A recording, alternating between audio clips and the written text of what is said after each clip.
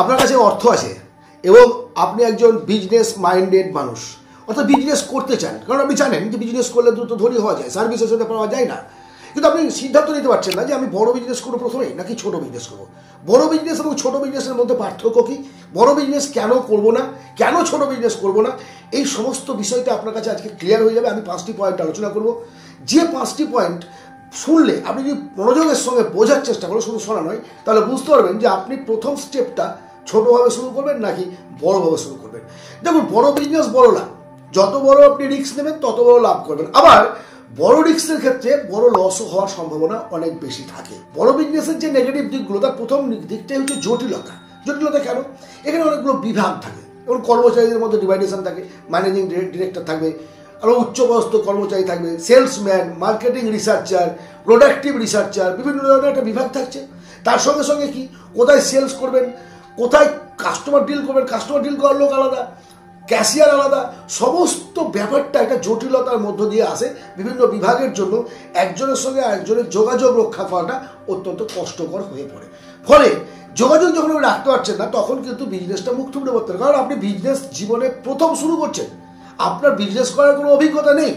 আপনি রতন টাটা গ্রুপ খোলেননি বা মুকেশ আম্বানির গ্রুপ খোলেননি, যে একটা ছোটো বিজনেস প্রথমে খুলেছিলাম, সেকেন্ড আর একটা খুললাম, থার্ড আর একটা খুললাম, করতে করতে আজকে একটা বড় বৃক্ষের মতো তারা ছড়িয়ে পড়েছে। তাহলে দেখা দেখে যদি আমি একসঙ্গে 6টা প্রোডাক্ট নিয়ে শুরু করি, বা বিশাল অঙ্কের টাকা, হয়তো বা টাকা আপনি জমি বিক্রি করে নিয়েছেন, বা আপনার ব্যাংকে যে জমানো ছিল সব টাকাকে আপনি ঢেলে দিলেন, বা ব্যাংক লোন নিয়েছেন, যাই কিছু করুন না কেন, সমস্ত টাকাটাকে ইনভেস্ট করে দিয়ে যখন বিজনেস করতে পারছেন না, তখন আপনার অবস্থাটা যে কী হবে সেটা আপনি একটুখানি কল্পনা করে দেখুন। প্রথম বললাম যে বড় বিজনেসের প্রথম কথাই হচ্ছে জটিলতা।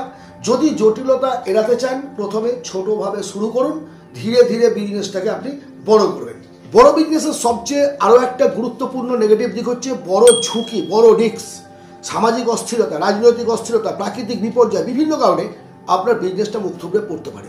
সর্বোপরি এই যে বিজনেসটা আপনি চালু করেছেন, সেই বিজনেস চালু করতে হয়তো আপনার 10 বছর সময় লাগবে।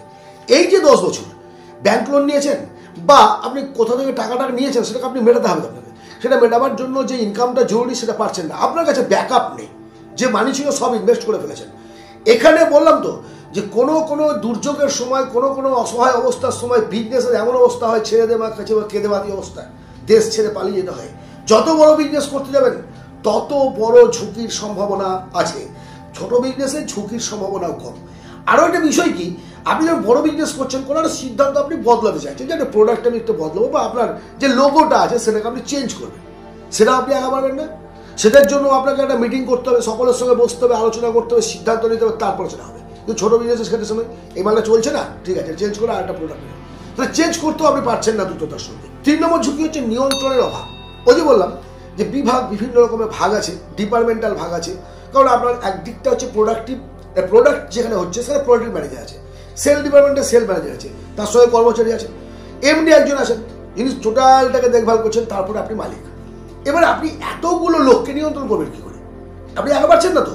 কারণ আপনাকে ধরো কী করতে হচ্ছে, আপনি উচ্চপদস্থ যে কর্মচারীরা আছে তাদের সঙ্গে বসলেন, কর্মকর্তাদের সঙ্গে বসে, তারা তার নিম্নতর মানে আপনি টপে আছেন, জিরোর সঙ্গে আপনার কোনোদিনই যোগাযোগ হচ্ছে না, কোনোদিন যোগাযোগ হচ্ছে না। অর্থাৎ আপনার কাস্টমারকে সেটা আপনি জানেন না, মেবি হয়তো কয়েকটা পার্সেন্টেজ জানেন, বেশি জানেন না। সো আপনার যে পরিচিতিটা, হ্যাঁ একটা ব্র্যান্ড নেম যখন তৈরি হবে তখন পরিচিতি হবে, বাট এই মুহূর্তে প্রথম শুরু করার সময় আপনাকে অনেকেই চেনবে না, আপনার ক্রেতাও আপনাকে চেনবে না, আপনিও ক্রেতাকে চেনবেন না। সত্যি যোগাযোগের, নিয়ন্ত্রণের একটা বিশাল অভাব বড় বিজনেসের ক্ষেত্রে দেখতে পাওয়া যায়। বড় বিজনেস মানে হলো ধীর গতি। এটা কেমন কথা হলো? ধীর গতি এই কারণে, ধরুন আপনি কোনো একটা প্রোডাক্ট তৈরি করতে চাইছেন, প্রোডাক্ট নেমে তৈরি হবে, মেশিন আনতে হবে, তার একটা বিল্ডিং তৈরি করতে হবে, আপনি একটা বিজনেস করছেন, তার সঙ্গে সঙ্গে সেকেন্ড আর একটা স্টেজ আপনি শুরু করতে যাচ্ছেন, সেই মুহূর্তেও কথা বলছি, আপনি দ্রুততার সঙ্গে কিন্তু করতে পারবেন না। প্রথম জীবনের কথা বলছি, কিন্তু আলোচনাটা হচ্ছে প্রথম জীবনের জন্য। পরবর্তী জীবনের ক্ষেত্রে পরে যখন বাড়াবেন সেই জন্য নয়। প্রথম জীবনে এই যে ধীর গতি, আপনি ব্যাংক লোন নিয়েছেন, আপনার প্রজেক্ট শুরু হতে 1 বছর সময় লাগছে।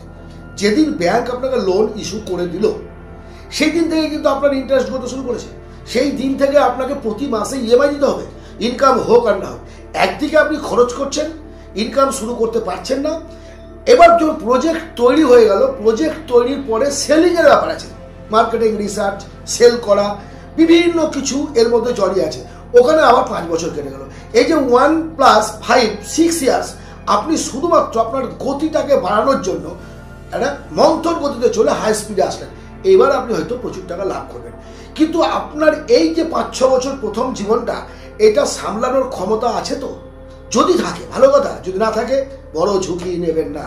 বড় ঝুঁকি, বড় লস, বড় অশান্তির একটা সৃষ্টি করবে।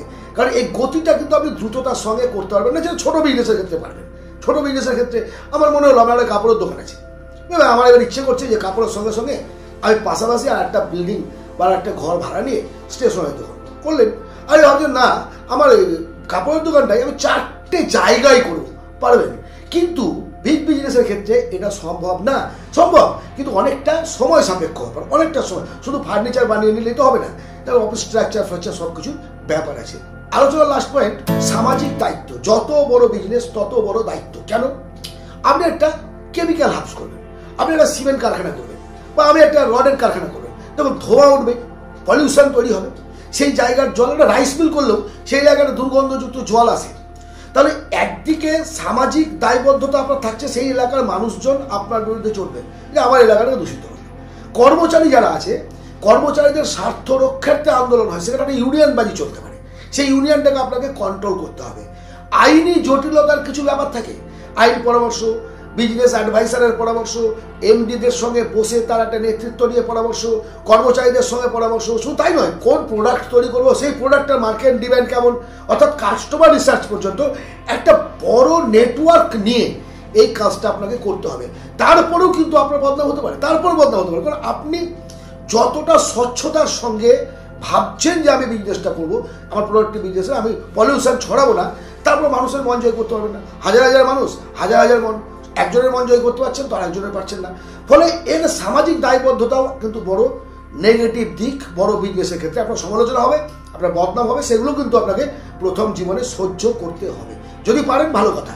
তবে আমার অভিমত কি, ব্যক্তিগতভাবে এখন আপনি প্রশ্ন করবেন যে আপনি যে এতগুলো পয়েন্ট বললেন দাদা, তাহলে আমি একজন বিজনেস করতে চাই, কি করবো? আমার বক্তব্য হচ্ছে, খুব গোদা বাংলায়, আমরা নিম্ন মধ্যবিত্ত দরিদ্র পরিবারের ছেলে, যত টাকায় থাক না কেন বড় রিস্ক প্রথমে নেবেন না। কারণ আপনি বিজনেস করেননি, বিজনেস করতে চাইছেন, বেশ ভালো কথা। আপনি প্রোডাক্টিভ বিজনেস করতে চাইছেন, সেটাও ভালো কথা। কিন্তু ছোটোভাবে করুন, ছোটোভাবে শুরু করুন। যখন সেটা আপনার রানিং হয়ে গেল, দেন আপনি প্রজেক্ট বাড়ান, আবার প্রজেক্ট বাড়ান, স্টেপ বাই স্টেপ আপনি ক্রমশ বাড়তে থাকুন। দেখবেন একটা সময়ে আপনার বিজনেসটা একটা বটবৃক্ষে পরিণত হবে, সেই বিজনেসটা ধস নামার আর কোনো সম্ভাবনা থাকবে না। আপনার এলাকায় ছোট করে শুরু করা বিজনেসটা একদিন ইন্টারন্যাশনাল বিজনেসে পরিণত হবে। বিজনেস খুব মজার ব্যাপার, বিজনেস খুব মজার জিনিস। মানে এটা একটা শৌখিনতা বলে, যেমন গান করা, অভিনয় করা, আপনার ছবি আঁকা, এগুলো একটা প্যাশন। বিজনেসটা একটা প্যাশন। আপনার যদি প্যাশন থাকে, আপনাকে কেউ থামাতে পারবে না, আপনি বিজনেস করবেনই। জোর করে বিজনেস হয় না, জোর করে হয় না। আপনি পড়াশোনায় ভালো, প্রচুর মেধাবী স্টুডেন্ট, খুব ভালো করে পড়াশোনা করে পরীক্ষা দিলেন, পরীক্ষা দিয়ে চাকরি পেয়ে গেলেন, এটা সম্ভব। কি চাকরি জানেন না, কিন্তু আপনি প্রত্যেকটা চাকরির জন্য অ্যাপ্লিকেশন করছেন, কোনোটা সিলেকশন হয়ে গেলেন। কিন্তু বিজনেসটা একটা প্যাশন, বিজনেসটাকে একটা শখের মধ্যে ধরতে পারেন।